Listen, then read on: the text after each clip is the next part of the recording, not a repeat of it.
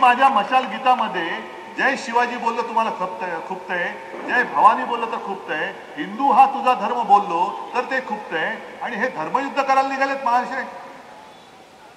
अहो स्वतःचं जॅकेट सांभाळा आधी.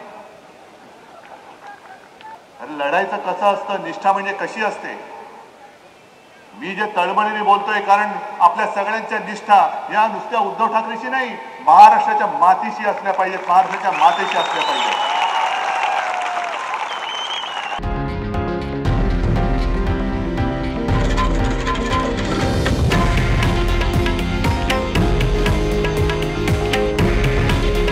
हे आहे देशातील नंबर 1 न्यूज नेटवर्क आणि आपण पाहत आहात TV9 मराठी.